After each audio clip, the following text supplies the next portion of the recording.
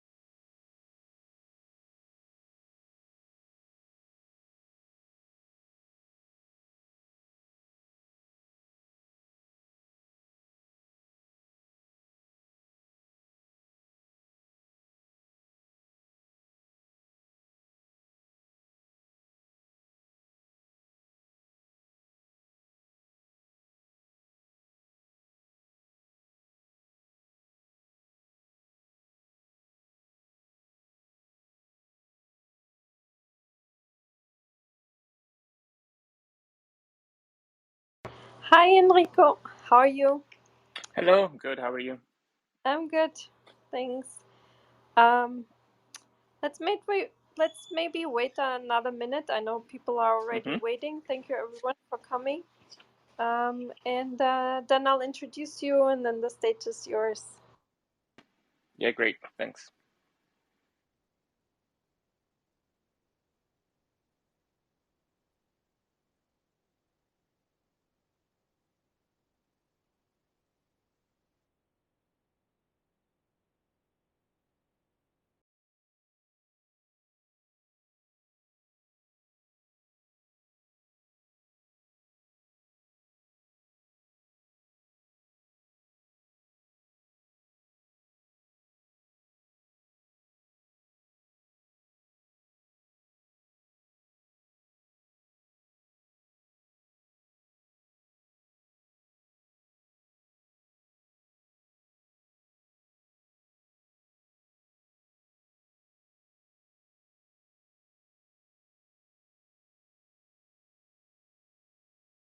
Okay.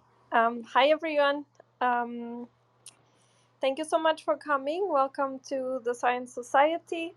Um, we are very honored to have our really amazing researcher, Dr. Enrico Rinaldi. and he will talk about his really exciting cutting edge research today. There's like this time it's appropriate to say, I would say. Um, so let me tell you a little bit about him. He is a research scientist at the University of Michigan and also at the Riken Center for Quantum Computing and Theoretical Quantum Physics and Cluster of Pioneering Research. He did the bachelor in physics in 2009 at the University of Milan, and a master of science in theoretical physics at the University of Milan, and then he did his PhD in theoretical particle physics at the University of Edinburgh. And yeah, he's currently based in Tokyo, hosted by the Riken Center for Quantum Computing and the Theoretical Quantum Physics Laboratory. And he is a visiting scientist there in interdisciplinary theoretical and mathematical science program, where he collaborates on projects in quantum computing, cosmology, and dark matter theories. Yeah, his academic research is at the interface of computational and theoretical tools applied to solving the mysteries of the universe. Current projects span from using deep learning and quantum simulation to understand quantum gravity to high performance computations of subatomic particles and theories that could explain the origin of matter. Yeah, he's working on several projects, and yeah, we are very honored to have you here, and we are very excited about it. So, yeah, the stage is yours. Thank you. Yeah, thank you very much. Um, so yeah, it's my first time actually doing something like this. So I think the way I'd like to do it, I would like to keep it quite interactive. I don't know if that's okay, but yeah, you can basically stop me at any time if you have questions or if you want to know more about something that I said. And I would start by giving a broad introduction, like more about the general concepts behind the work that we're discussing today, and then I will maybe move on to some of the technical and numerical details. As Katarina said, this my research in general tends to be quite broad in scope because I am a computational physicist by training.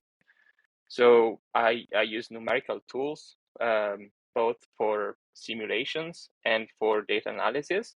And then I apply these tools to different topics in physics. So these topics can be related to astrophysics, for example, cosmology, but also subatomic particles and space-time. So it's really exciting for me to be able to actually get in contact with people from different fields, and I'm actually really happy to be here and discussing with you guys. Okay, so let me start from some general concepts related to quantum gravity. It might sound like kind of a complicated topic, and it definitely is. But what is the idea behind it? So we all know that there is gravity, okay, and we do have a very good theory for gravity, and that's Einstein's general relativity from the beginning of the last century, basically. And this theory works really well for everything we can see in the sky and for everything that's, orbiting around Earth and planets. And for example, you might not know, but the GPS technology that's in your phone and in, um, navigation for autonomous driving and everything that's related to moving around based on GPS, it's possible only because we have Einstein's general relativity theory. So we can actually be very precise at knowing where we are because we are using the laws of gravity the way Einstein designed them, and they work extremely well, at least for us here on Earth. But there are some objects that we know of, specifically black holes, where and they were predicted by Einstein's general relativity, but they are kind of like very extreme examples of things that can happen in gravity theories, and we are really interested in studying them. I would go back to black holes because they're like the center of the piece here. But for now, you just have to know that they exist. We know basically how to look for them, what are their signatures, and you know that for a black hole, the force of gravity is so strong that nothing can escape them. If there is something orbiting around a black hole, eventually it will fall in. Okay, and we don't know what is inside these black holes. From the point of view of the theory, there is a event horizon, something that surrounds these black holes and acts as an horizon. And then inside the horizon, we have no access to the information. This is what concerns the gravity side of quantum gravity. Now let me go and explain what quantum means. So quantum is related to quantum mechanics or quantum field theory, and it is a framework, very general mathematical framework to describe a theory of particles which are very small. So we're talking about atomic and subatomic scales.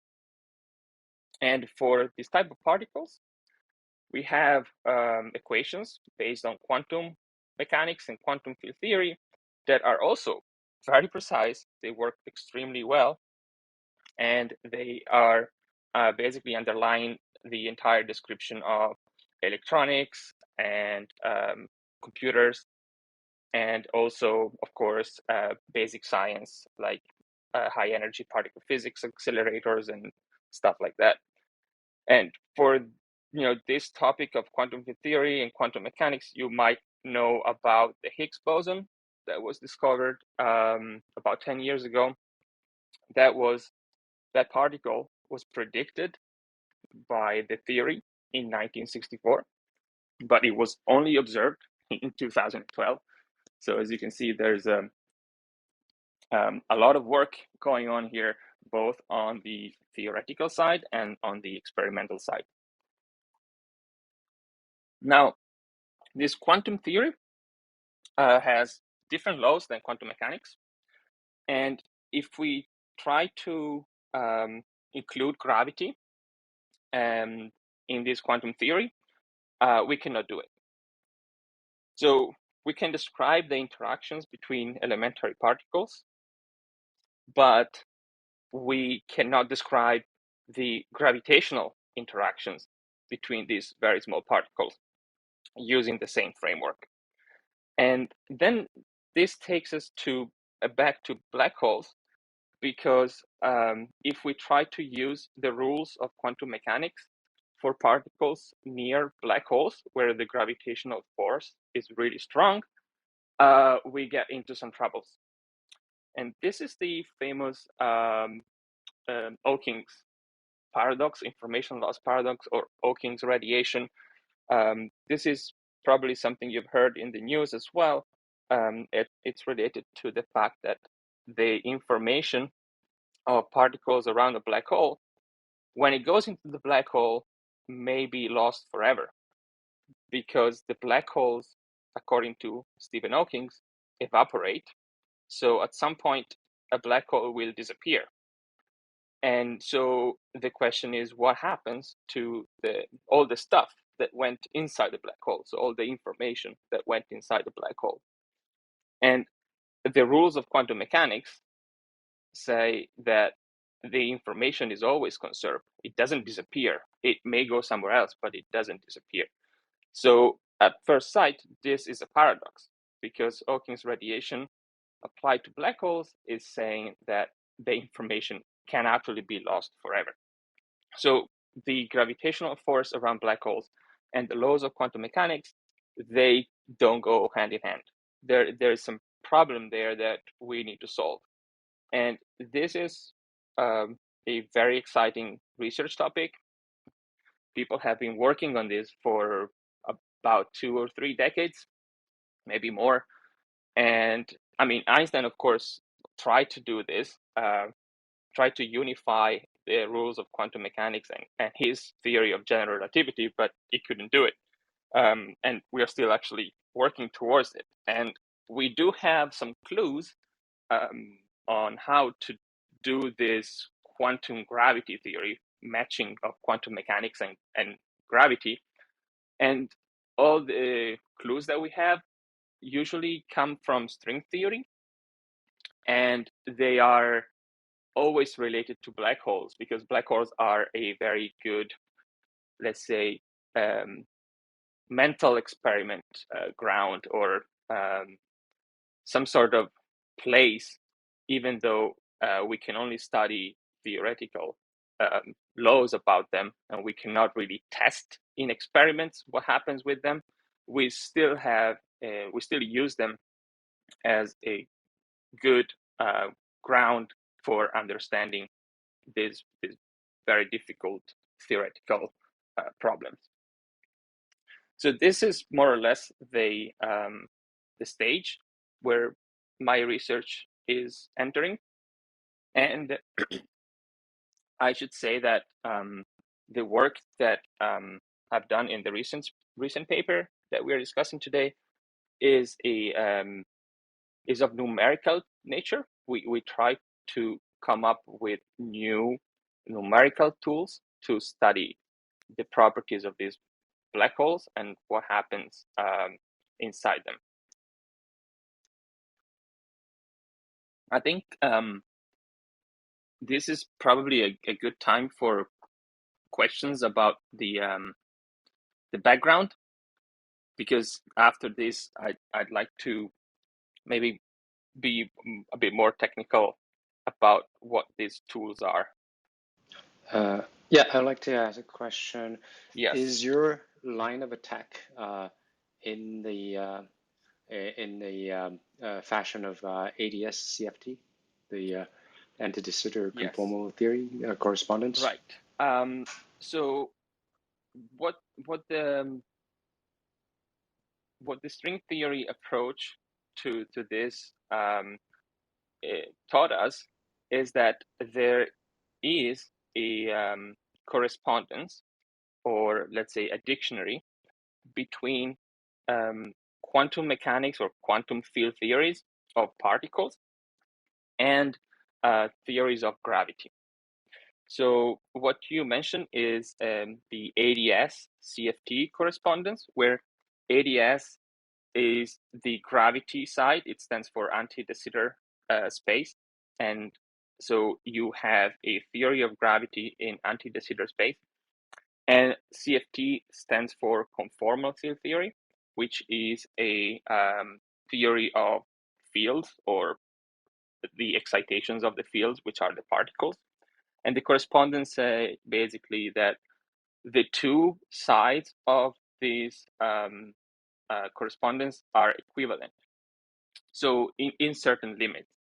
So if you have a theory of gravity in ADS, what you can describe is the same exact things as you can describe with a CFT, a conformal field theory, not in a space-time, in somewhere else, without gravity.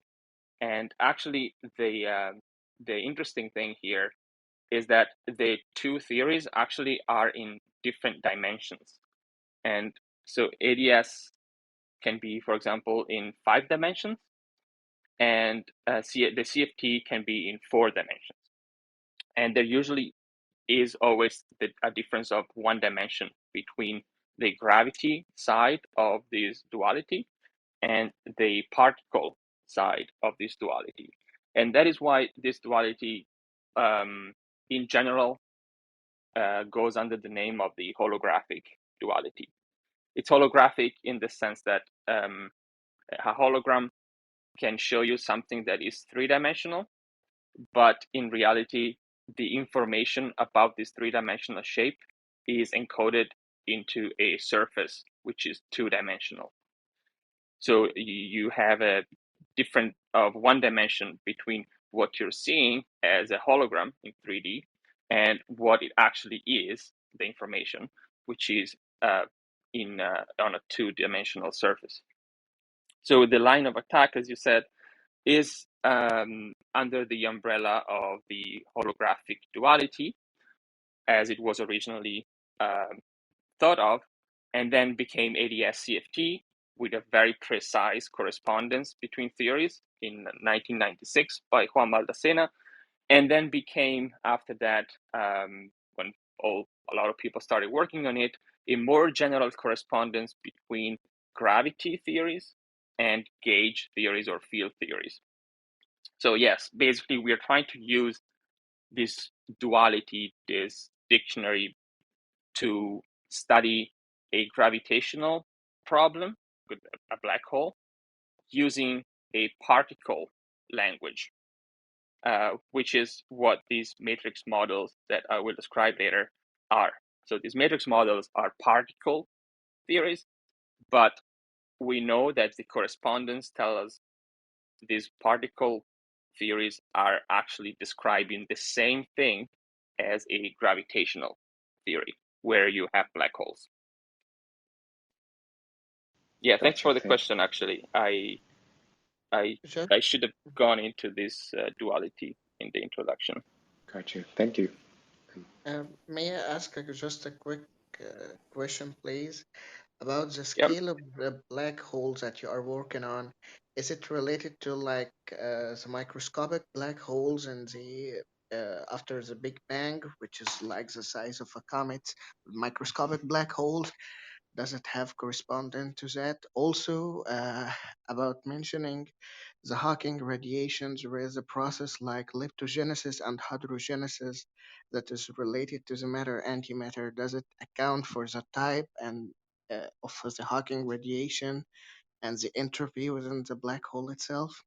Thank Okay. So let me try to answer both questions. So in terms of what black holes I'm studying right now, with this paper and in general with these numerical tools that I am developing, we are studying a type of black hole that does not exist in our world. It's a black hole in a specific geometry of a quantum gravity theory. So we do not. I mentioned the ADS CFT correspondence. We do not have a precise correspondence between our gravity and a particle theory yet, but we do know that the correspondence, a more general correspondence, exists for other theories of gravity. So I am working in these other theories of gravity, which have a different type of space-time, not the one that we observe in our cosmos, but a different one, which is not the same in terms, for example, of curvature or expansion or properties of the geometry of the spacetime. But nevertheless, it is still a theory of gravity. So we think that by studying in general these theories of gravities where we have the tools, then we can understand more how to elaborate a new theory of gravity for our own universe, our own cosmology. And so we expect that in the future, by working in this line of research, we will be able to describe both the microscopic black holes, like primordial black holes that you mentioned, and also the supermassive black holes that are, for example, at the center of our galaxy. So yeah, that's the first question. The second question about the Hawking radiation, I'm not sure what kind of connection can be made with leptogenesis and baryogenesis. Actually, I'm not an expert in that.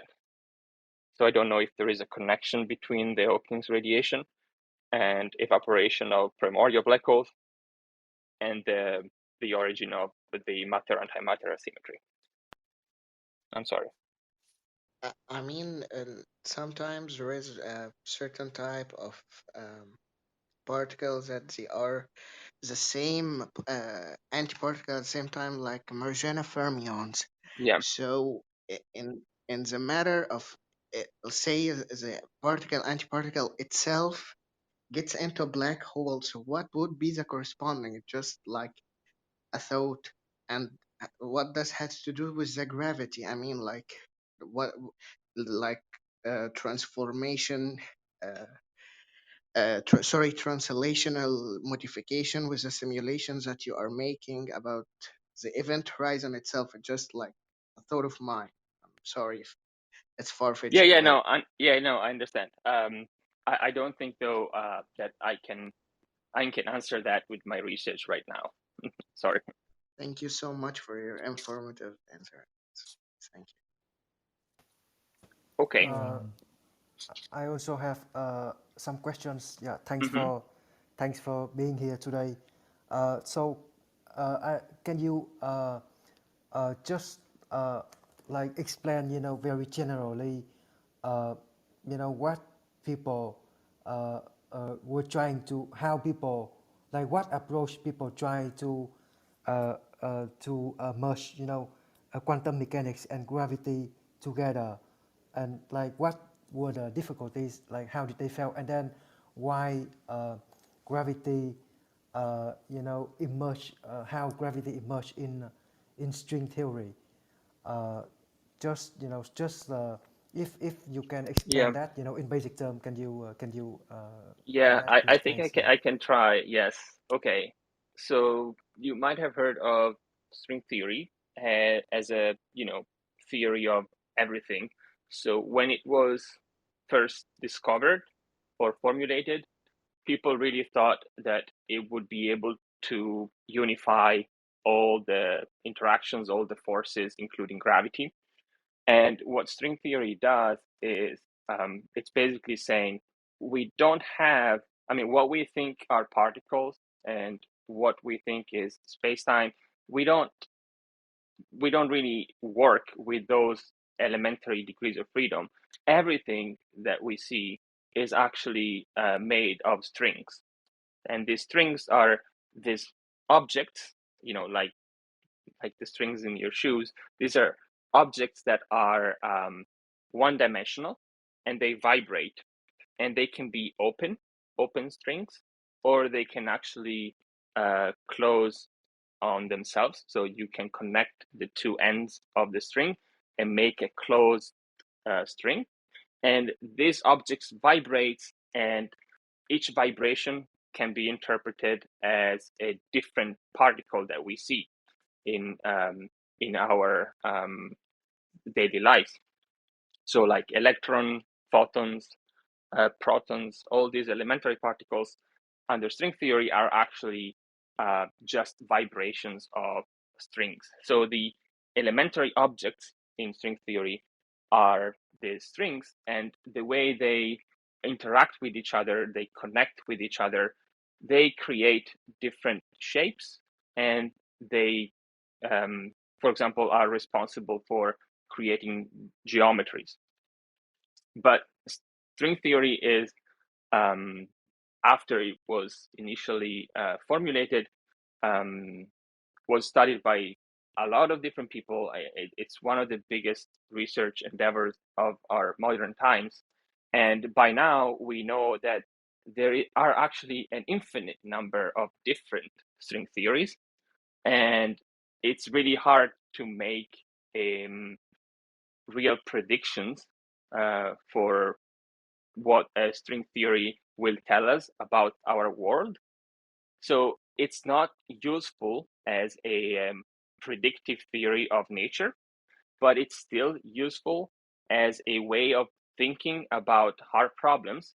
And it actually initiated a lot of very interesting developments in the information loss paradox, like Hawking's radiation and evaporation, and in general quantum gravity. So by now, some of the quantum gravity approaches are based on string theory. There are others approaches that I'm not an expert of, but there are other approaches like loop quantum gravity, for example. But the approach that I am used to in my work is the one based on string theory, because it led to this holographic duality and correspondence. So the way we describe quantum gravity is by using a theory of similar to superstrings. So a very complicated quantum mechanical theory of these elementary objects with very specific rules and symmetries in such a way that you create some geometry, which is your space-time. And then you have masses and matter moving inside this space-time and creating, for example, black holes or curvature and things like this. But for our own universe, with the specific curvature that is measured by experiments, with the expansion of the universe that is measured by experiments, we don't have, for example, a precise correspondence with a particle theory under the holographic duality yet. There are attempts, and some of my colleagues are working on that, but we don't have a fully fledged theory yet. So it's something that we are working towards, and we want to be able to describe our own universe using this duality, so that we can make use of all these tools that we have for particle theories. Yeah, thanks for the answer. I think I heard somewhere that yes, the universe that we live in is not the universe is described by the ADS magic or distant or whatever, right? And so, but then I also have a follow-up question. So suppose we will be able to find a correspondence in Yes. the future, then should we expect something like you know like like the classical general relativity? Will it be some kind of an average averaging of the microscopic gravitational theory?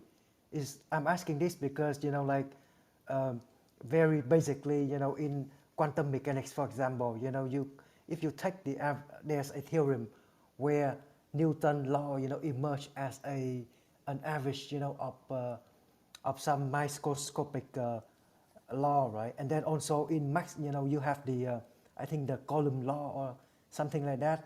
They emerge as averaging value, of Yes. microscopic interaction. So should Yes. we expect the same thing with gravity? Yes. That's that's basically how physics so far has worked, where we have a description of nature at some level, like general relativity or Newton's laws. And at one level, it works really well, but we know that it is actually not the full story. And if you change this level and you go, for example, to a smaller length scale where you have microscopic degrees of freedom, then those laws don't apply anymore. They just emerge as as you said, averaging or some sort of process that nature applies that let us describe things at different levels using different theories. And we think that it should be the same for gravity. So you might have general relativity as a description at a certain level, but if you go deeper and start including quantum effects, then you will see that the general relativity emerges as a from a process of averaging microscopic degrees of freedom. And in this ADS CFT correspondence or the holographic duality,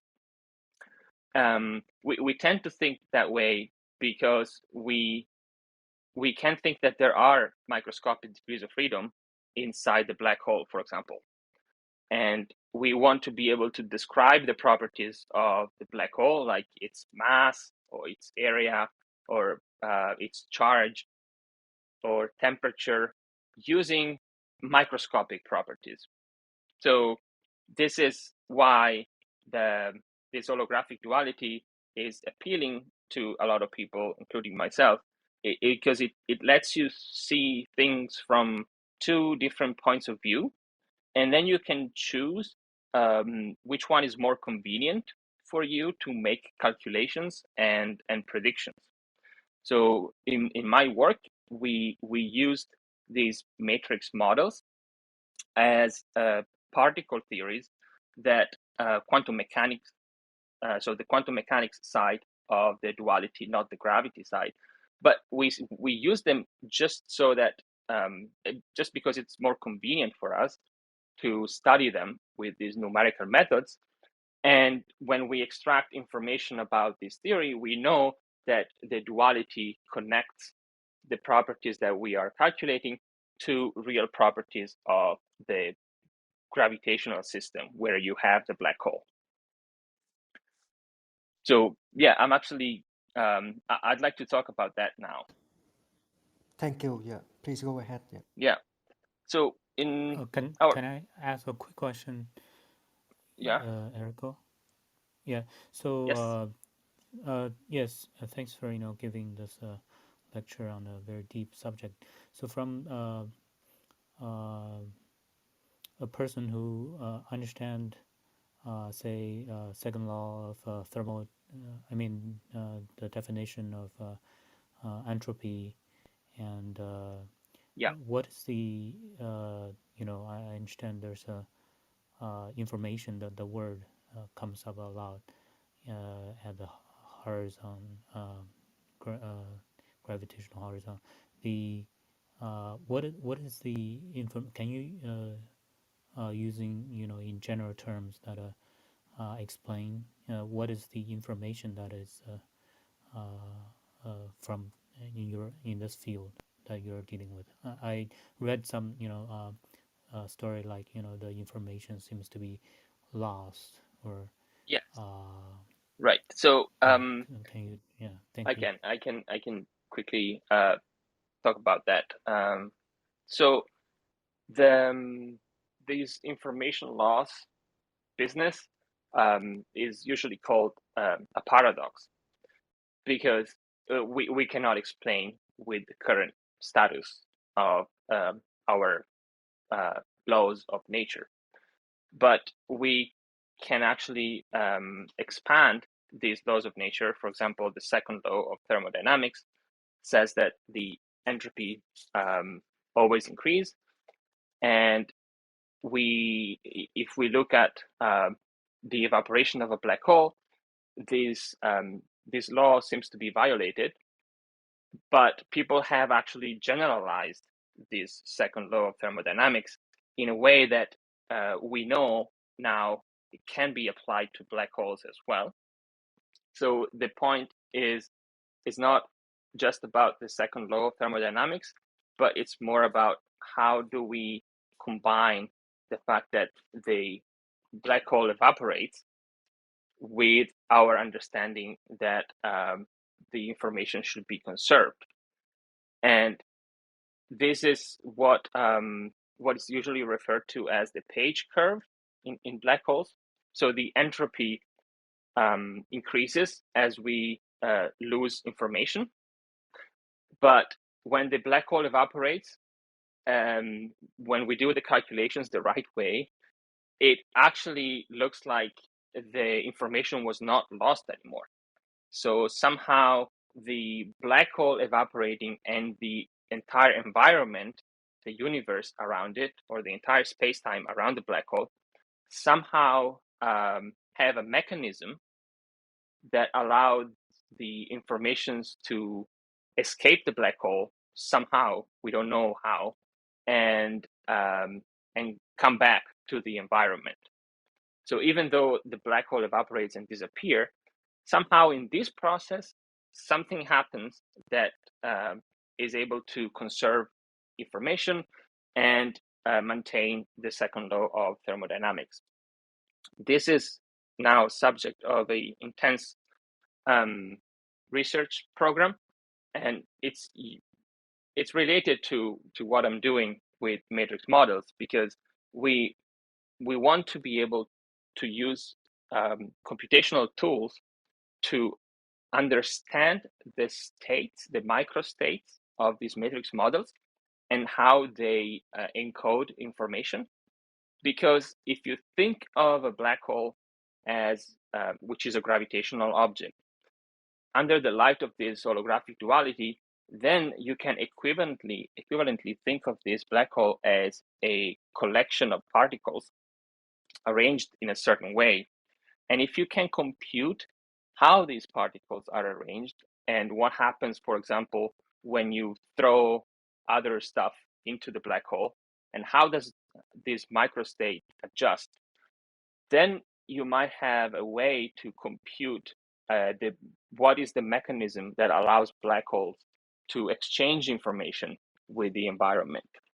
So we know this is what happens, at least in this ADS-CFT correspondence. We know that there are processes that allow information to escape from the black hole and guarantee that we are not breaking the second law of thermodynamics. And this can only be done in a full quantum gravity theory.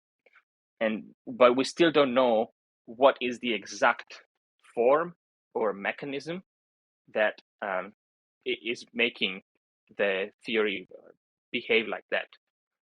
So I don't know if I answered your question, but this is actually it's studied right now by a lot of people. It's still under development. We know we know that it's working. We don't know how, and that's why we need to study these objects more in depth. Yeah, thanks for the sharing. Just quickly, I hear you mentioned the word generalized TD Second law, second yeah. law. Then, in what sense that the generalization is, and so is it? I mean, in standard TD, we have either a closed system, or you assume a heat bath of the environment, or you're also what is considered as a microstates. I mean, if that's, I mean, just in general terms, and well, how this generalization is. I don't know the exact details of the formulation. In general, I think in general terms, I can say that the system includes the black hole and the entire universe. So it's not it's a closed system overall, but it's I don't know what are the actual ingredients that distinguish the generalized second law from the usual one from classical thermodynamics. But Can I? there are yeah. Oh, go ahead. Go ahead. I'll say it later. No, I don't think I can answer more than this. I cannot add more details. Thank you, Eric. Looking for, thanks.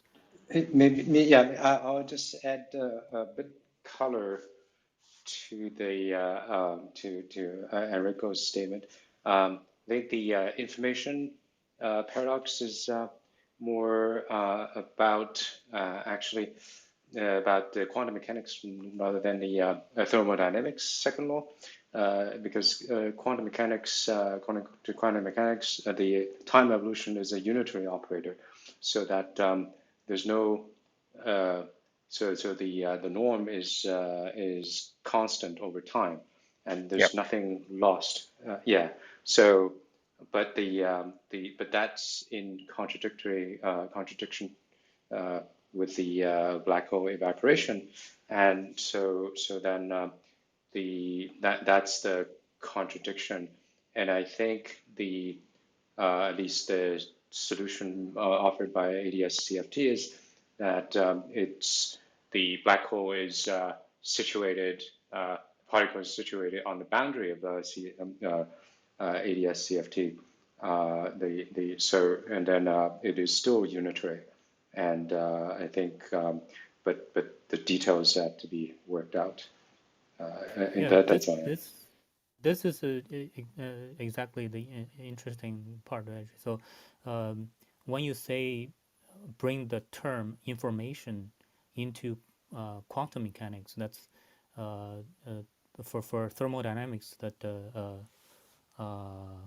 people, the community, Yeah. it's There is an interesting because entropy definition. there isn't, Yeah, because that's a it's von a Neumann entropy. Yeah.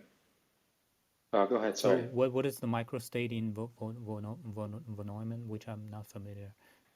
I mean, Uh, by the way, the information entropy, the Shannon, I believe that I read somewhere, it's actually the same. It's equivalent to the TD. Yes. The, Yes. uh, Yeah. So you can define entropy by thinking of microstates, if you can define those microstates. And if you define them in a certain way, then you can say that the actual, the two definitions of entropy that you use, they are the same. So you can still use the second law of thermodynamics. I mean, you just have to change the definition of the entropy, but in some cases where you define the microstates in a certain way, the definition of the entropy is the same. yeah, but I think von Neumann is a little bit more generalized than Shannon entropy, because von Neumann's entropy is defined on the operator, the density operator, whereas the Shannon entropy is on the scalar.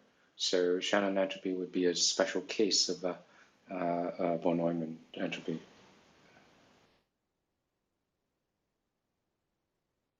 so in this the von operator, the density operator definition, the does that apply to? Is there something like a so what would be, I guess, the for pedagogical, like can you give a simple example where a Schrodinger equation description of say a multi-particle states, that there is a entropy a definition of based upon the quantum states of the, so is that how this line of work? I guess there's probably textbooks I need to follow. Is there a reference for that, or I mean, here in my mind, because the Schrodinger equation is just like all dynamics equation is time reversible, right? But for TD, you need a irreversible processes, i.e., something like a temperate. I mean, configuration of energy is so distributed that you cannot go back. There's some unit direction comes out, so that's what I see as so Schrodinger equations. I mean, so far I don't see there's such a concept of irreversibility. Maybe I'm just ignoring. Yeah, there's a no hiding theorem, information no hiding theorem, uh,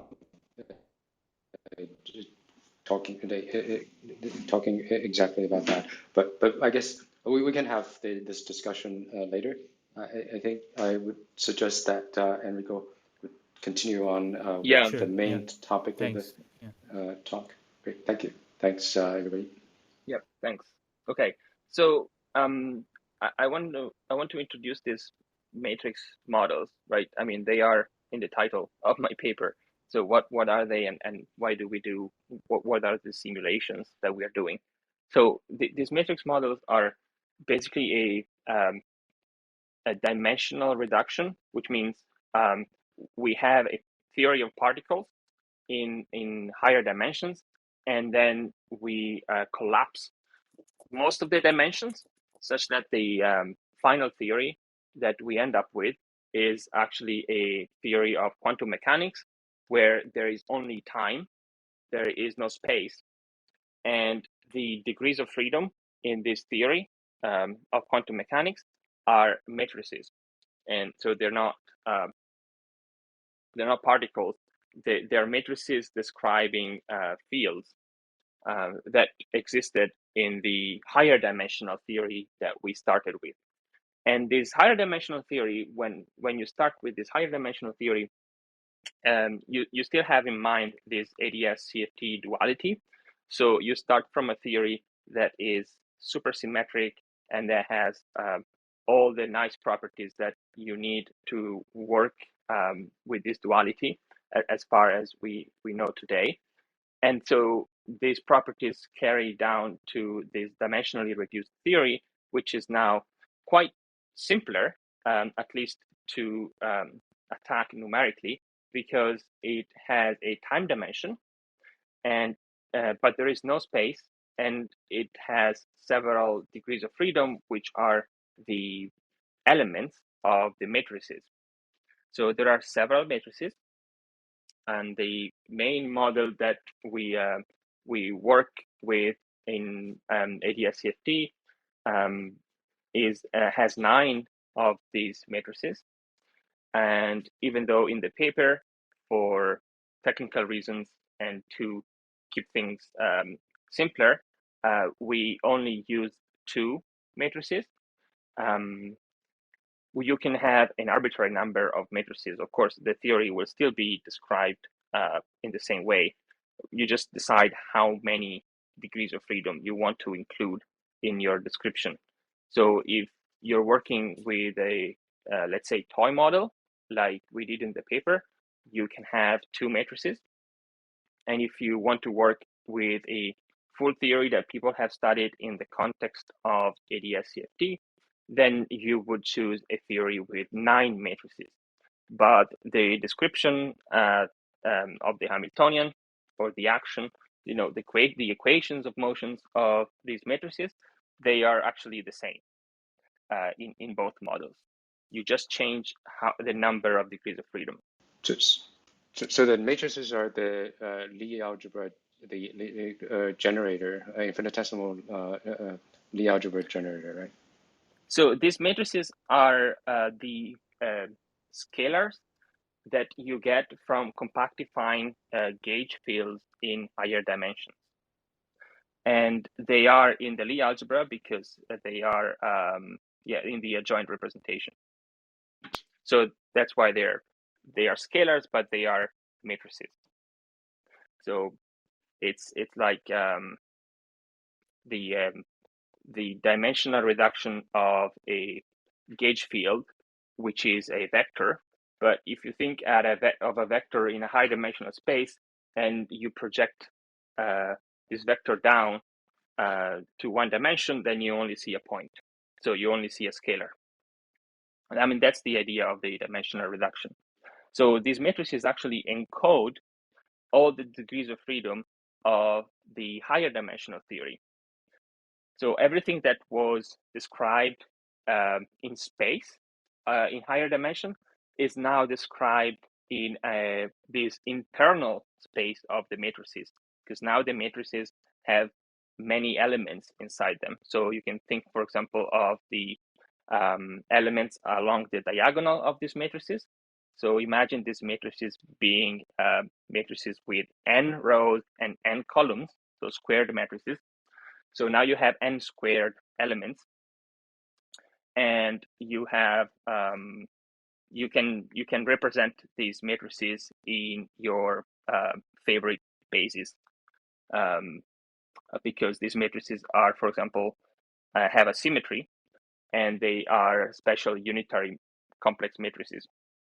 So if you are working with matrices that are 2 by 2, So they belong to the SU2 representation. And so you can use, for example, the Pauli operators as a basis for these matrices if they are 2 by 2.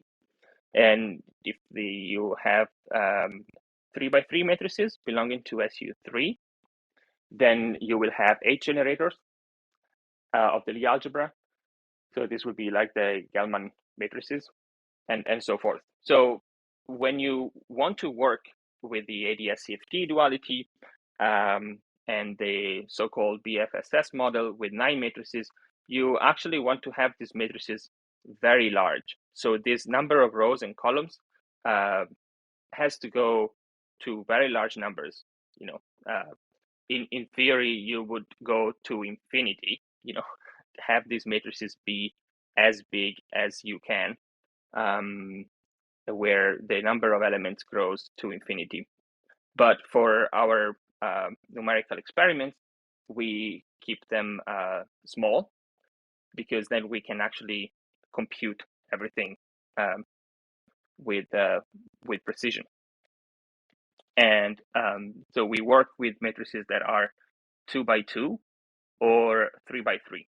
Okay, and we work with 2 of these matrices, and the theory is basically describing the interaction of these matrices with each other. The difficult problem when you have these theories of matrices is to solve the equations. Okay, so how can you solve the equations for these matrix models? If the matrices are small and you only have 2 of them, for example, then, for example, you can solve the Schrödinger equation by diagonalizing the Hamiltonian and finding all the eigenstates.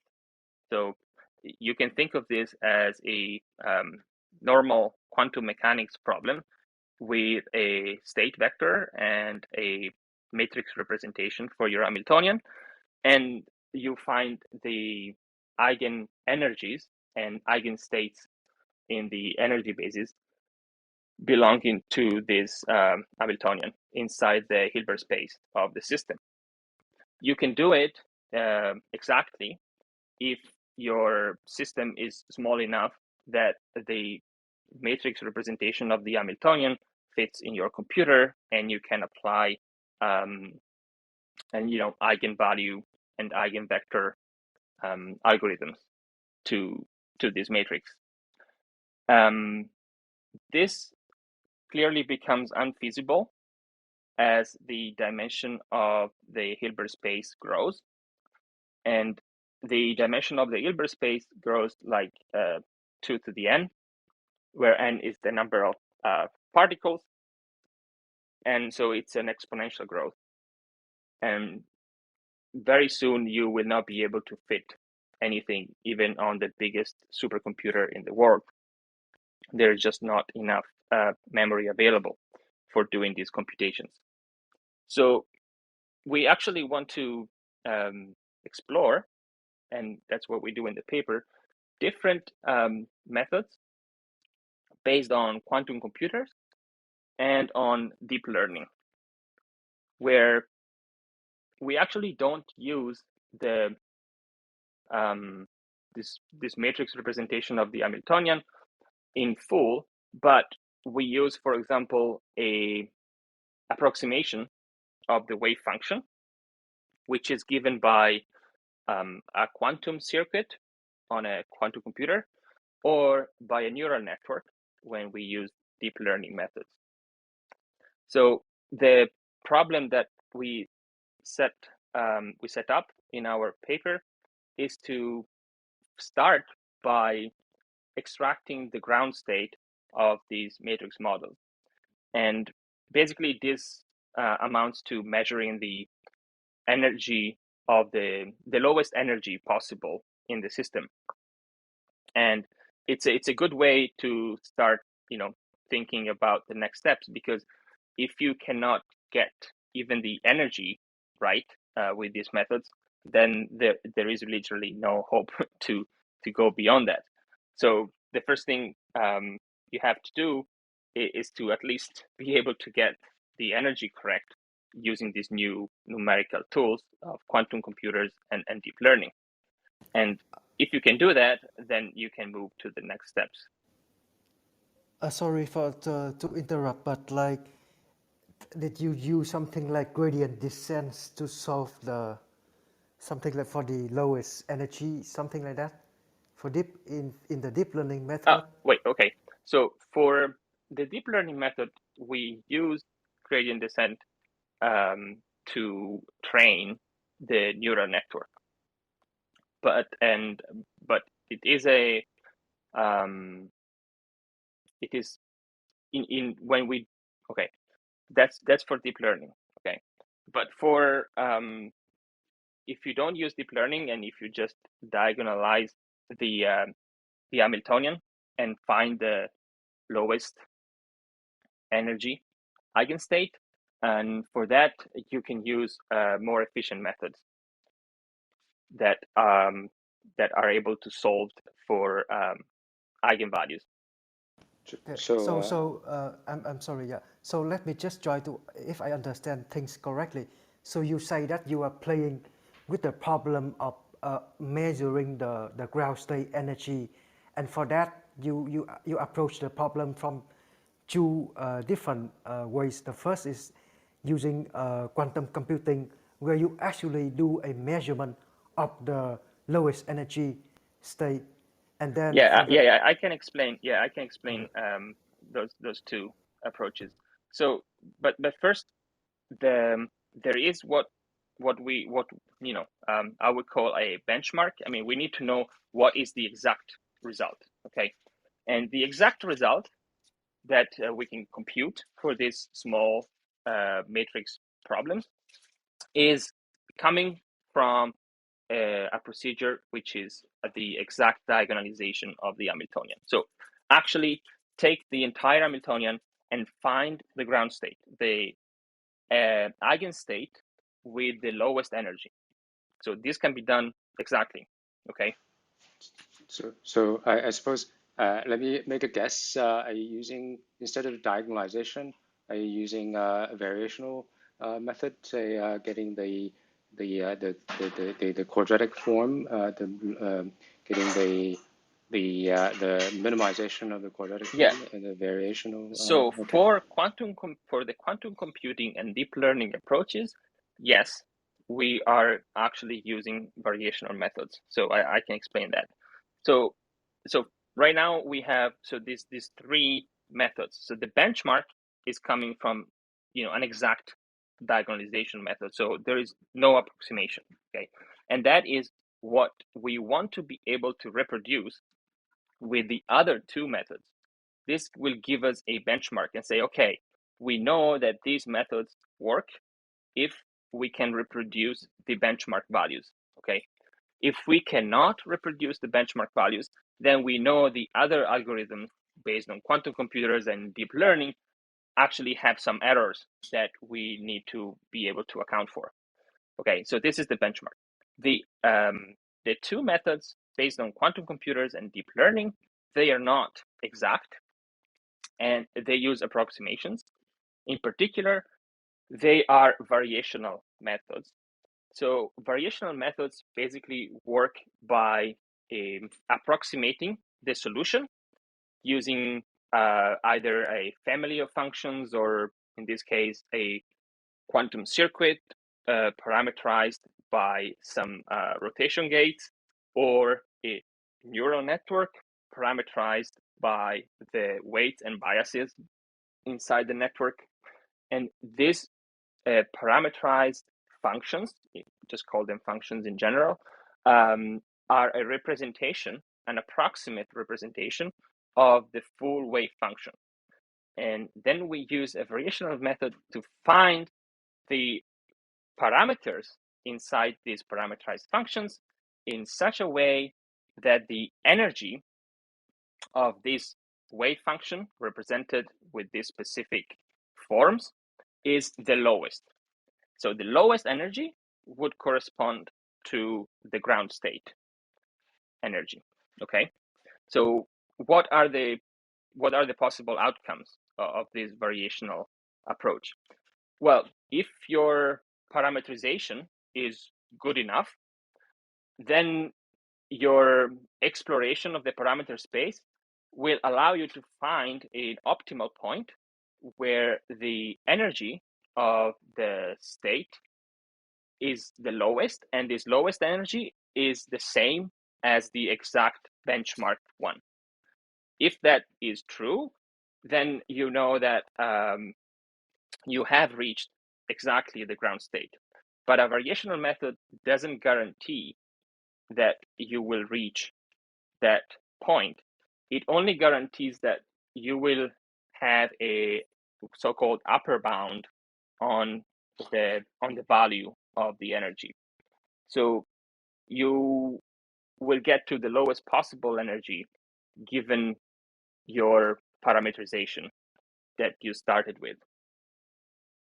And how close you can get to the exact answer will depend on the algorithm that you use, the computational resources that you have, and the number of parameters that you include in your function, and many other things that have to be studied a little bit empirically, I would say.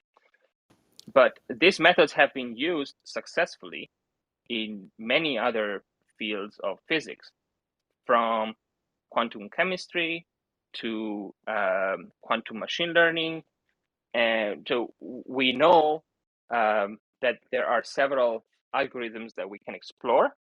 And basically what we set up to do is to take these algorithms that already exist and are utilized in different fields of physics, and we apply them to these matrix models as a first time, just for benchmarking how they behave for these systems, which are quite different from what people have done in the past for these methods.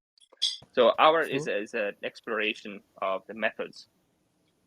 Yeah. Yes? Also, I have Maybe a I. question, Enrico. If you want, let me ask my question, if you don't mind. Enrico, so if we just considering the equation of the black hole, for example, we want to put the data inside the black hole. For example, it can be the brain memory. Okay, when we just put it there, so do we have a unstable situation there, because we need a macro adjustment based upon whatever you said, and when we are switching from the matrices from 2 to 9, for example, do we have any unstable stage with different level of the energy or not? I don't know if I am understanding your questions about data, but if you use, for example, this model with 9 matrices, then the black hole that you are representing is not actually stable.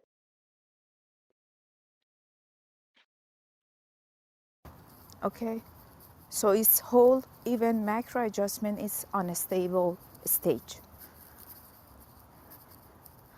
Yeah, I'm still not sure if I understood the original question, but in the it's there is the so-called metastability.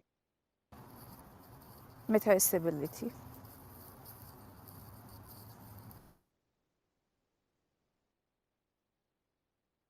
Yeah. Thank you. Yeah, I hope I didn't miss something, but like I think the first problem that you need to answer is like how did you make sure that the your neural network or your quantum circuit was a good approximation to the real wave function? Yes. So you don't know before you start. You don't know how good your approximation will be. So the final answer of a variational procedure depends on your choice of the variational ansatz or variational function that you use. And this is an intrinsic problem of all variational methods. If you use a function that is, to say, good, good enough, then you can go very close to the correct answer. But if you happen to choose a very bad ansatz, then there's nothing you can do. You will not get a good final answer. Just quickly, the so you already know the correct answer to begin with? In this case, yes, this benchmark is the correct answer that we know. We know by calculating it with other methods. Are you? I mean, for this, seems it's a learning problem. Usually, you have a initial condition. I mean, the local versus global, Yes. right? So that's, Yes. I think that you said sensitive. It's sensitive on your initial guess as well, right? The initial guess for the parameters, that can be, I mean, everything can be fixed by just doing more experiments. So start from different initial points is one thing to do. And that's actually what we did in the paper to mitigate this, the possibility of ending up in a local versus a global minimum. In the minimization procedure, we start from multiple initial points and then we choose the best one. The other problem is more is deeper, and it's intrinsic with the actual shape of the function.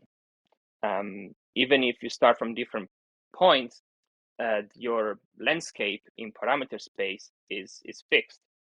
So how do you change it? I mean, you change it, for example, by changing the function, or by adding more parameters or removing some parameters. So that's something else you can try, is trying different variational functions to begin with, and see how the answer changes at the end of the variational procedure. So actually, that's my question. So the where the neural network comes in is it exactly to find the appropriate functional form that gives you the neural network will give you a better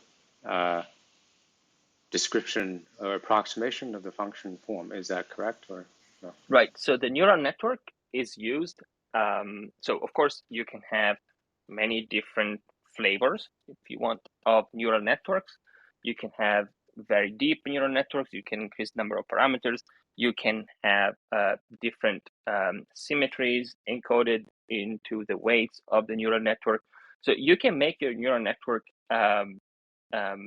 very complicated and according to your own needs if you want. What we use the neural network for is to approximate the wave function. So the wave function will give you a probability amplitude. So that is what our neural network is doing. So we set up the neural network to be our wave function, but clearly we don't know what is the wave function of the ground state. I mean, that is actually what we want to solve. When we start, we don't know the answer.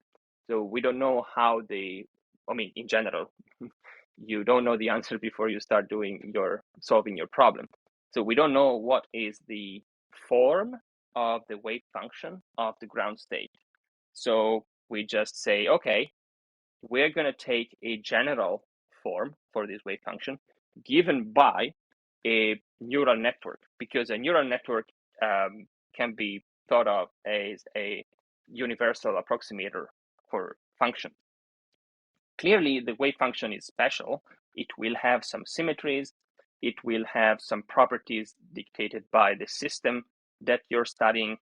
But when we choose the neural network, we don't actually impose any of these prior knowledge that we have about the system. We just say, let's make a neural network one of infinite possible neural networks and look at the answer. Then if we don't get the right energy, or if we see that this neural network doesn't allow us to find a good approximation, we can change the neural network and keep going by exploring a multitude of neural networks. This is only possible if you know the right answer, if you're comparing with something, okay? So in this benchmarking process, it makes sense. But in general, if you want these methods to be applicable to many different problems where you don't know the answer, then you need to find some guiding principles. And what people do, for example, in quantum chemistry or molecular physics, they don't know what the answer is for their molecule, and they just use maybe as big of a neural network they can use with the current computing resources that they have. Or they are smarter than that and they say, oh, let's use some information that we know our physical system has, like some symmetry. Let's say a molecule is invariant under rotations, then we can encode this symmetry into our neural network to make sure that the answer is of a neural network is also invariant under rotations. And so this is the approach that that we want to take in the future, but it's not what we have done so far, because we already knew the correct answer in this case. I see. So you are actually solving for the form of the wave function and the lowest energy, the ground state energy at the same time. Yes. Like yes. By estimating all the many parameters at one. Right. Yeah. These variational methods is doing two things. It's optimizing for two things. It's finding the lowest energy by changing the parameters of the neural network according to the gradient descent algorithm, and also some other things that are more technical. But Yeah, actually, you answered my follow-up question. I did want to ask if you're using any of the symmetries in the problem to design the neural net, let's say the SU2 or right, whatever. we don't right now. Oh, okay. Yeah. Yeah, yeah, you can do that with the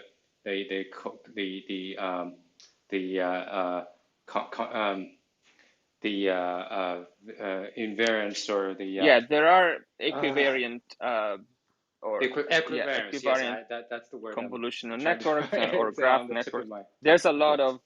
of research on this, because people have discovered that structure in the neural network helps the training a lot. You can really find the optimal point very quickly. But I mean, that's kind of, a posteriori. It's kind of natural to think that that's the case, because you are introducing information about your system. You're saying, oh, my system is like this, then I'm going to make my neural network very similar to my system. Yes. Enrico, could you quickly just repeat the model that you're having at hand? So what is the Hamiltonian describing in okay. regarding the Right. black hole? I'm losing track. So there, okay. In the paper, we look at two different models. They are both matrix models. So the general form is, just to simplify, is basically a collection of harmonic oscillators. If you're familiar with that, just masses on springs. If you want, the harmonic oscillator is the free part of the Hamiltonian, and we have as many harmonic oscillators as we have a degrees of freedom in the matrices. Okay, so for two matrices in SU2, SU2 has 3 generators. So for each matrix, we have 3 degrees of freedom.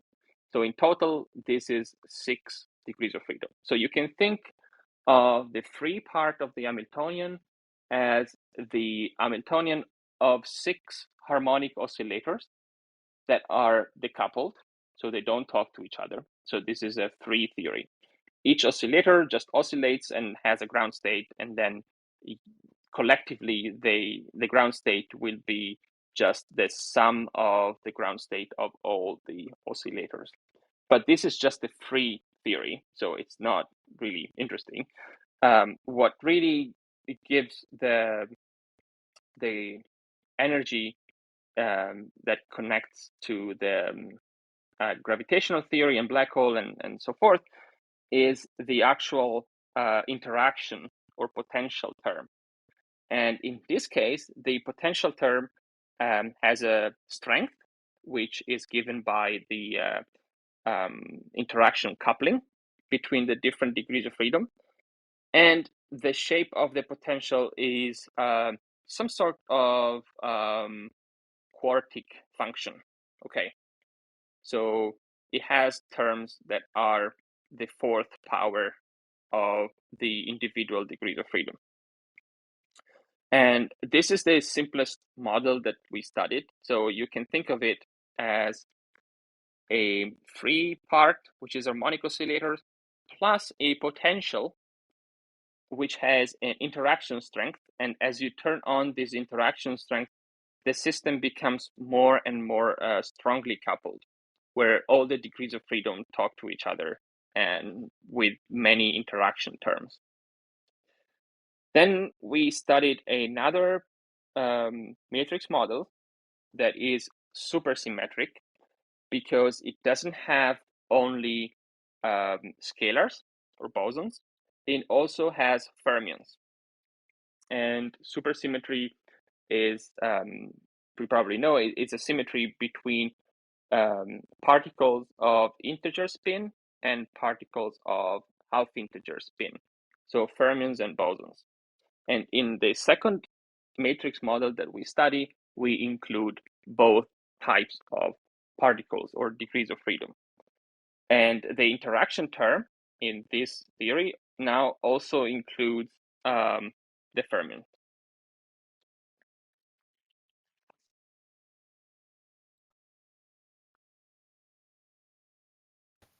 So that's the Hamiltonian Thank in you. words without uh, having equations.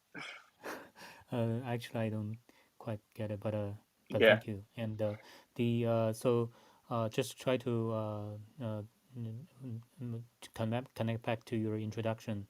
So you're trying to, I mean, these boson of supersymmetry. Yeah.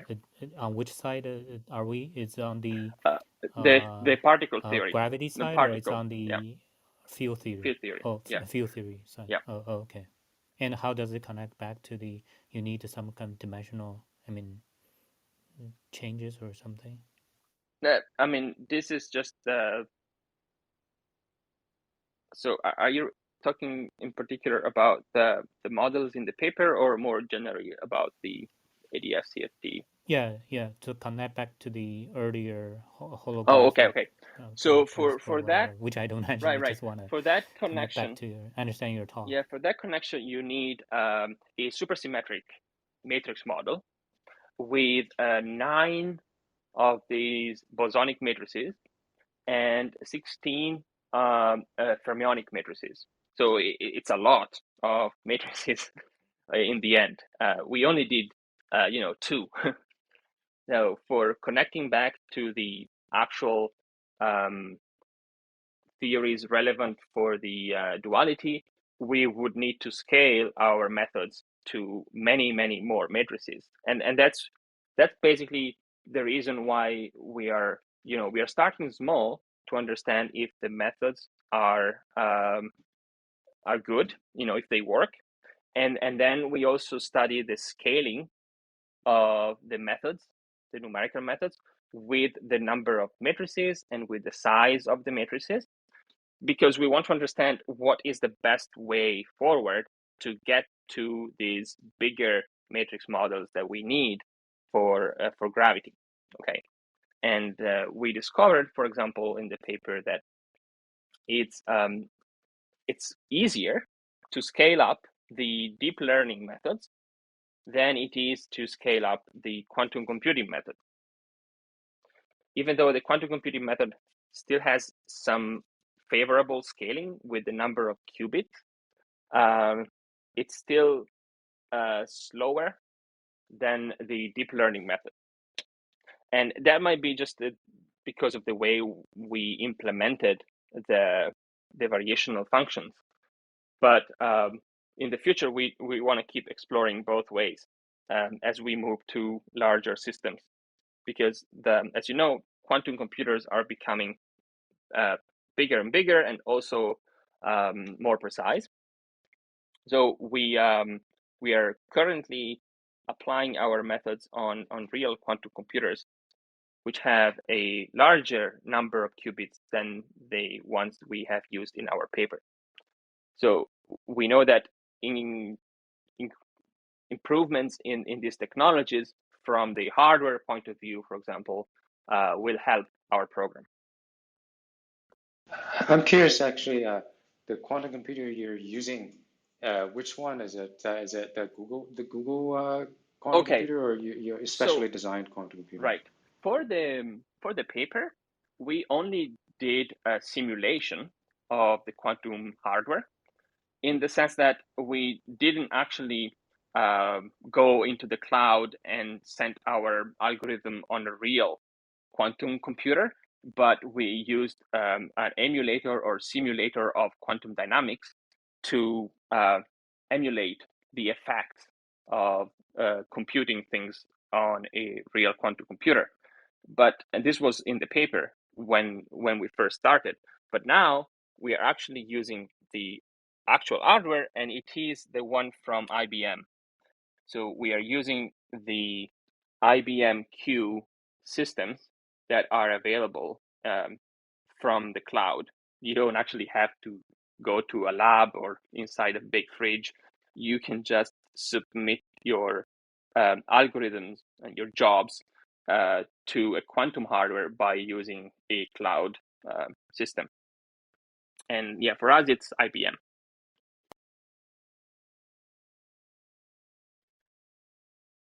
Okay. I don't think there's anything more to say other than this is just the first step in this research program. And since the paper was out, we've had a lot of feedback, and we have several new elements that we want to incorporate in our project. And I can mention some of them. So I already mentioned symmetries for the deep learning part. For quantum computing, I want to mention error correction, because in the ideal situation that we apply to the paper, where there is no quantum noise coming from the hardware, we saw that things were working pretty nicely. But we know that real quantum hardware has noise, intrinsic noise, coming from the fact that these things are implemented with qubits, superconducting qubits. They actually interact with the environment around them, so the calculations are not perfect. And there are techniques called error mitigation or error correction techniques, which we want to apply to our algorithms as well. And this is also a very big line of research in quantum information processing. But I thought, oh, sorry, go ahead. Yeah, no, go ahead. I thought the quantum correction is intrinsic to the quantum computer itself. They have to do this for their computation. But are you saying that you have to, whoever writes the algorithm has to do it by hand yourself? I thought the Yeah, once right. the correction is there, I mean, whoever built the quantum computer has to do the quantum correction. The machine has to do the.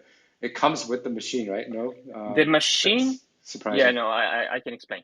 So the machine can reduce the intrinsic errors due to, for example, their gates not being perfect, or the way the operations are actually implemented on the hardware, because you write software, right? Then you have to um, compile the software in machine language, and this process is called transpiling for quantum computers.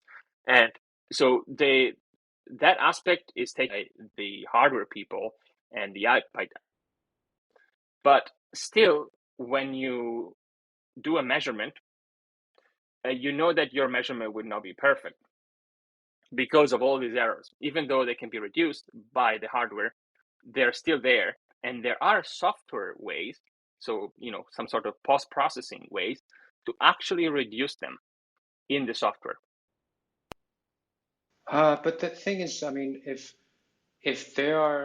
there's residual errors yet to be corrected, I would think that it would be dependent on the hardware error correction code. Then, depending on what error they have corrected, then you do the residual error correction. I mean, it seems to be these two are not decoupled process. They're not independent. You have to know what they have done in order to do what you're gonna do, right? Is that right? No? Mm, I um I think maybe we're talking about different Okay, things. maybe we are because There are okay, go ahead. there are some errors that cannot be removed with current quantum computers, no matter what the hardware does. And those ones, we can reduce them by applying some post-processing techniques that are called error mitigation techniques. If you're thinking about a quantum computer that takes care of correcting the errors, then you are correct. Then we don't have that yet. We don't have what is called a fault-tolerant quantum computer or error-correcting quantum computer. Okay, because that will take care of the errors by itself. Okay, by using some sort of special encoding or some sort of mechanism that is intrinsic to the hardware. This is not what we have, for example, right now on the IBM Q systems. So we still have to do something at the software level. I see. Okay, I think we are probably talking about two different level of Yeah, error yeah, I think so. correction. I think yeah, I'm talking about the how they do the qubits, and then if there's any errors coming into the qubit. I think you're talking about the translation into the quantum the system when you map this your problem into that problem, and then coming back and there's extra error that you have to correct, but that probably has nothing to do with the measurement error that the hardware on the hardware level. Okay. Yeah. I had a question just to be clear Mm-hmm. on what the algorithm pieces that are being performed on the actual quantum computer. Is that the minimization of the Hamiltonian with the Okay, right. uh, Yeah, this is a good point. I didn't say it. So on the quantum computer, we are using what is called a variational quantum eigensolver, which is a hybrid classical quantum algorithm. So there are quantum pieces and classical pieces to the algorithm. So what are the quantum pieces? So the quantum pieces are basically the operations that you would run on a quantum computer. And for this algorithm, the evaluation of the energy, which is the expectation value of the Hamiltonian with respect to a quantum state, is done efficiently on a quantum computer. but the minimization, the changing of the parameters and the minimization, whatever algorithm you choose for that is classical and runs on a classical computer. So basically you have a loop that takes parameters, generates a quantum circuit, and then evaluates the Hamiltonian, the energy, using a quantum computer with this quantum circuit, and then takes the result of that, which is now a number or a set of probabilities, and then goes back to the classical part of the system, which takes care of changing the parameters according to some minimization rules, and then the loop restarts from new parameters. I understand. So you're using quantum energy evaluation, but you mentioned gradient descent for your actual minimization. Are Yes. you? Yeah, and is there a need in your application for dynamics as opposed to gradient descent minimization? Right. Would that help any Right. annealing schedule or anything? Right now we are doing this algorithm, the VQE. There is no dynamics. There is no dynamics, but there are different algorithms that could perform the same type of minimization, like the annealing one. They're just different types of algorithms that we did not explore. And do you think that is that an area of interest? Would that be helpful for avoiding local minima if you had some type of annealing exploration of the space? Yeah, I guess it's for this specific problem. We have been kind of quite successful with this algorithm, and we haven't thought about looking at other possibilities. We do have another direction that we are exploring, where the annealing might be a good solution for us, but not for this specific project. And I suppose that you're probably exploring different, you said, parameters and all that. Are you also using, let's say, the Monte Carlo method? And if you do, let's say, going down different paths, would the method that, let's say, for example, the Monte Carlo used in branching Monte Carlo used in AlphaGo or AlphaZero would be helpful to you? Yeah, those are different algorithms to look for a optimal point. We didn't use anything along those lines. We looked at 4 classical algorithms that are basically just exploring locally what happens to the gradients by shifting the parameters a little bit and then looking at the results before deciding where to go. We didn't have any more global algorithm or genetic algorithm or Monte Carlo tree search algorithm um, um, for this project.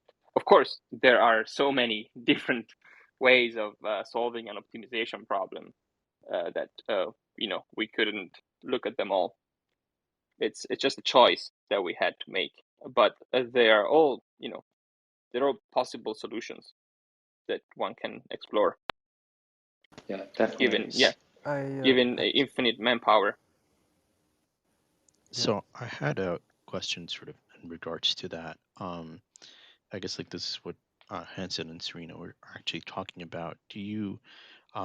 How do you sort of like initialize your weights and biases to make sure that you have the optimal solution? Because I think like this is eventually boils down to like a convex optimization problem, if I'm not mistaken. And I think, do you actually approximate the sort of like the weights and biases to actually go near to the, the ideal solution? um, um, that you actually All right. propose on how do you make Okay. sure that it does? Sure.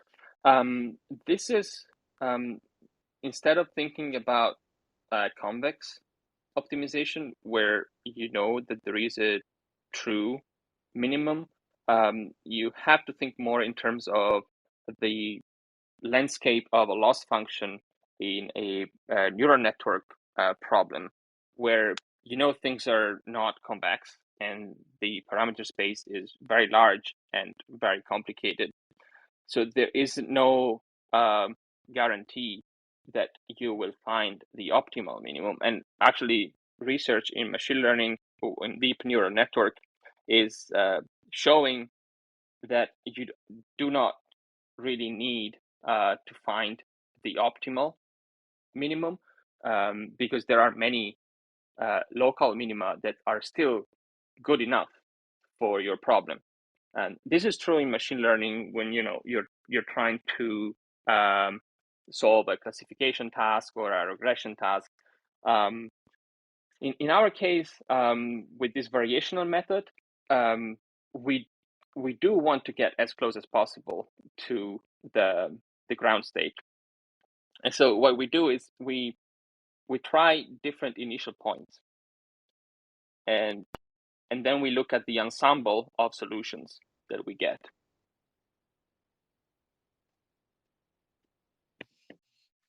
So yeah, the initialization is random, and we test several of them, several of these random choices. Gotcha.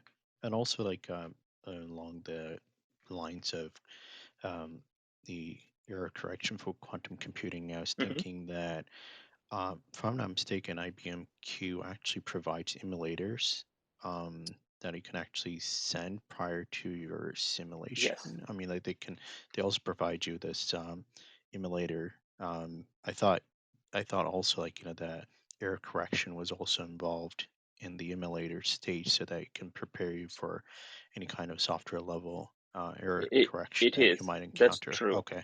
Yes. Okay. So these emulators have different levels of complexity.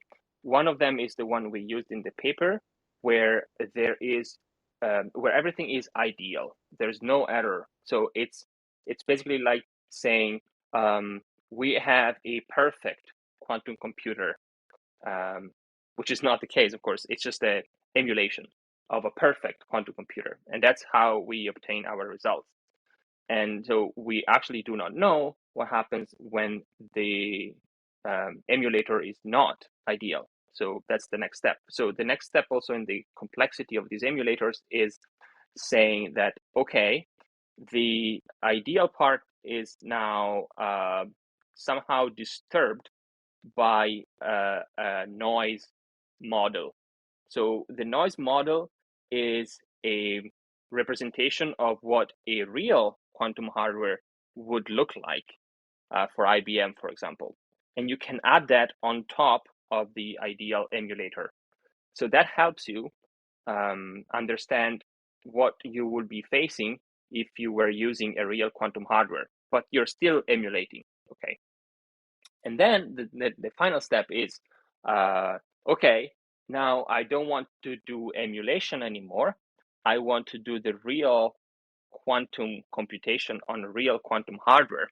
So you go directly into the hardware and then look at the results.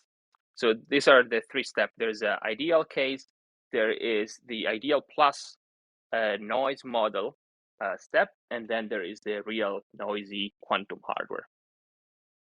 And they're all accessible from the software. Gotcha. And my last question, like, so this matrix calculation is based on, I presume you said, I mean, like, if it was said like it's ADS-CFT correspondence, so I'm assuming it's an anti-de Sitter space. Right. The Okay. the correspondence right now is not with the real universe that we live in, which is de Sitter-like. It's actually the anti-de Sitter version of it. Gotcha. Thank you.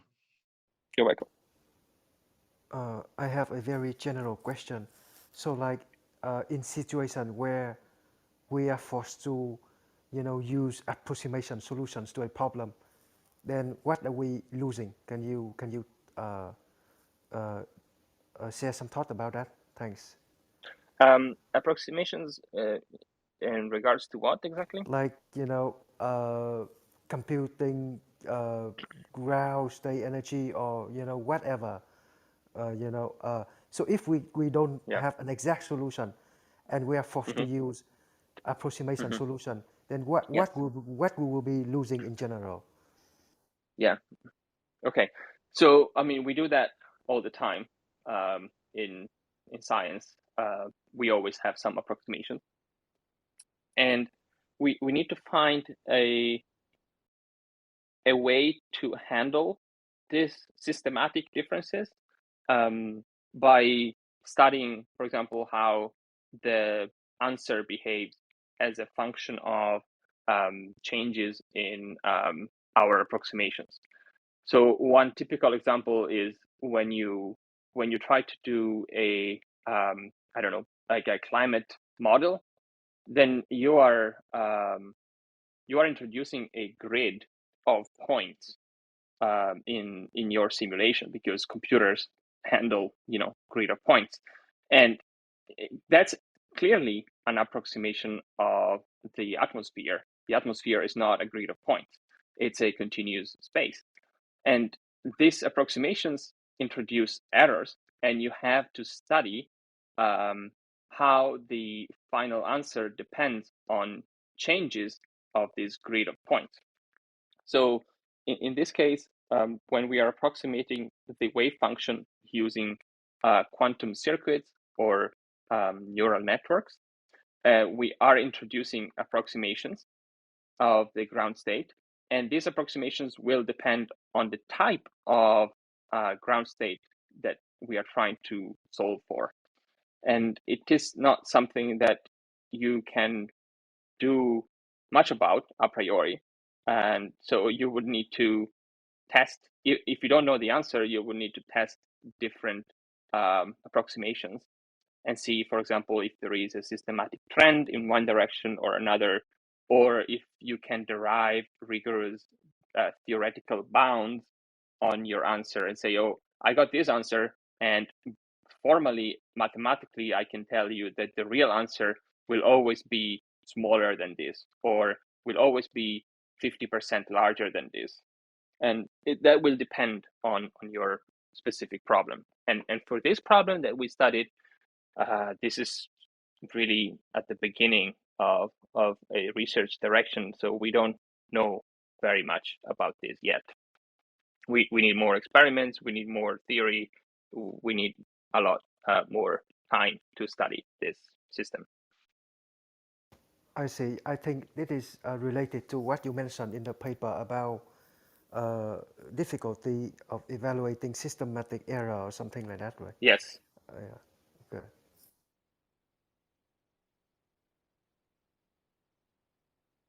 All right. I think I don't have anything else to add on my side. Katarina, do you have questions or? Yeah, thank you so much. I had that question, but so more, but it's probably not very educated. But so what? How did you construct? Because you're using basically your own version of a universe. So Yeah. what are the basic characteristics, just for for the general audience to understand maybe a little bit better your model that you're using? Like, for example, does it have this characteristics of increased entropy, um, Mm-hmm. or Yeah. like, yeah. Okay. So if I had to keep this simple and related to the paper, I would basically say, look, the paper is studying two simple matrix models which have no real connection to any space-time or theory of gravity that you care about, but the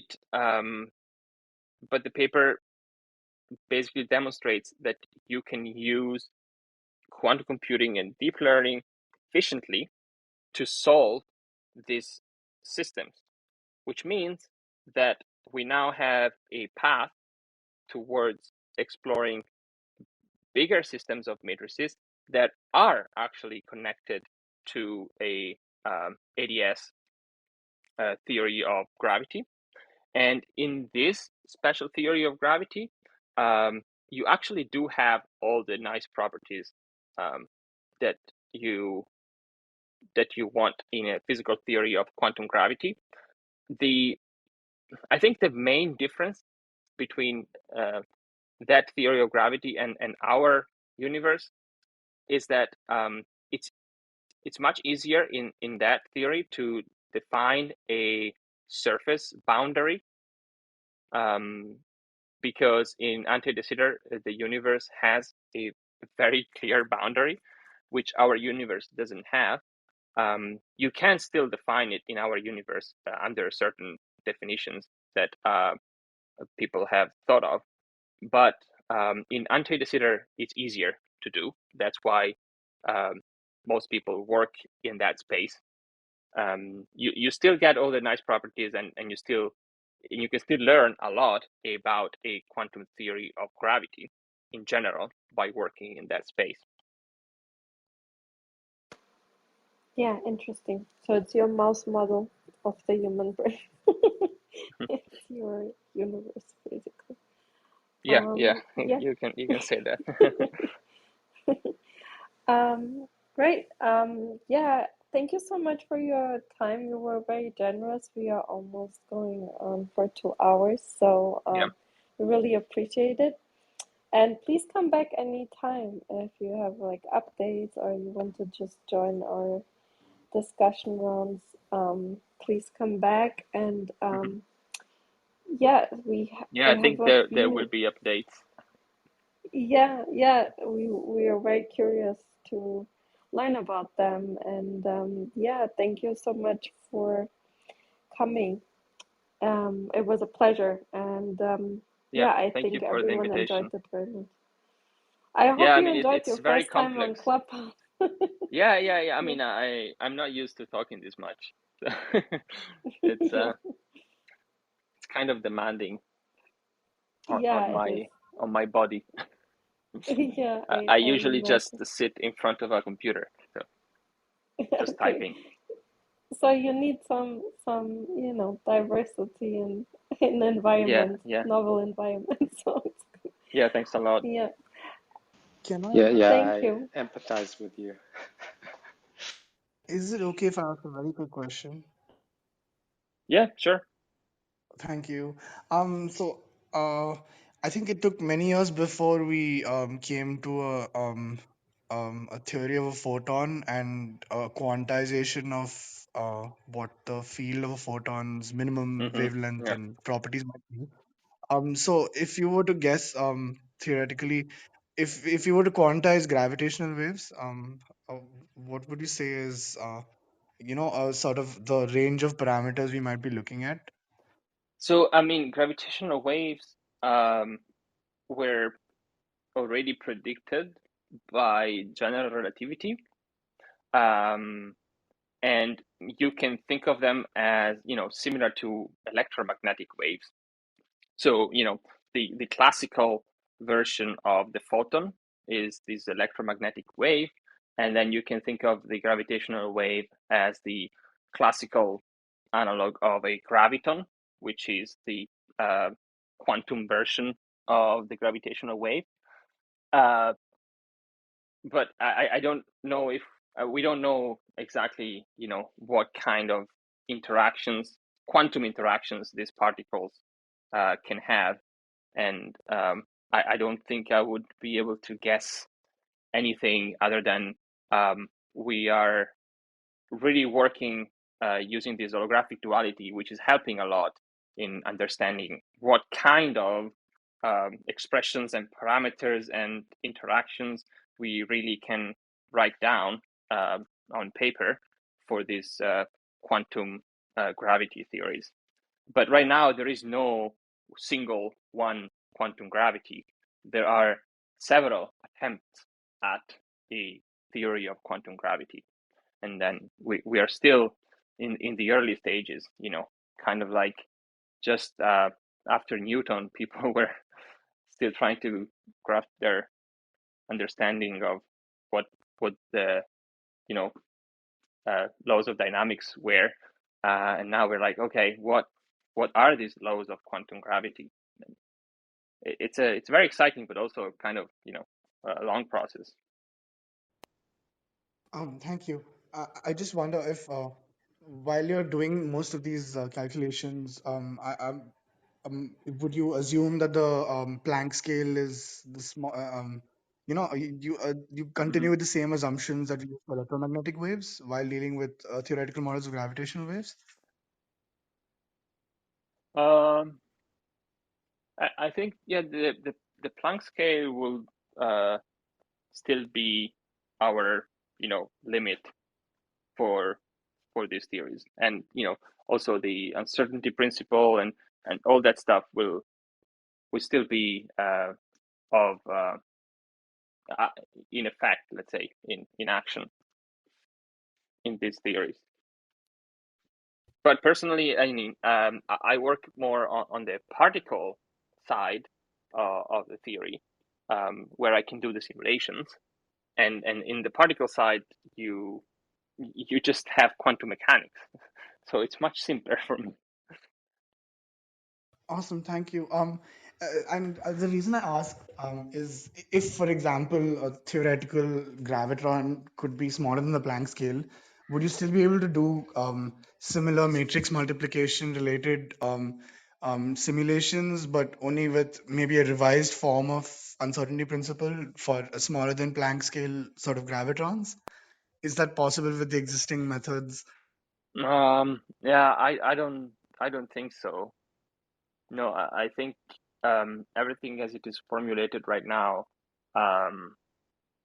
is kind of, you know, still setting the scale at the Planck scale. I mean, there's nothing we can say about smaller scale. Thank you so much for taking my questions. Thanks.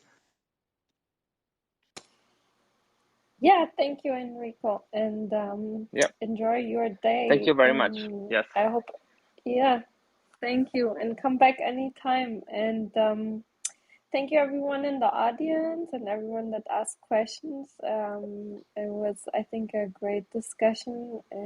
Enjoyed it very much listening to it, and yeah, come back tomorrow. For my time, morning 10 a.m. We have also a physicist from Dr. Schwartz from Israel giving a talk about his X-ray computational ghost fluorescence mapping, where he can look for different chemical elements. It's a new tool that's very exciting and will be very useful in the future for developing new materials, for all kinds of applications, and yeah, we'll have us at this time Dr. Gaulitano talking about sleep deprivation and what it does to your brain. Then we'll have Alice D, a human study researcher, coming this week, and the microbiome linked to anxiety researcher coming. So yeah, come back, and I'll hope to hear you all, not see you, but hear you all soon. And thank you, Enrico. It was a pleasure. I appreciate it. Thanks a lot. Yeah. Thank Thank you, you. Thank you. Enrico. Hey Thank guys. you. Yeah. Bye Thank bye. you. Bye bye.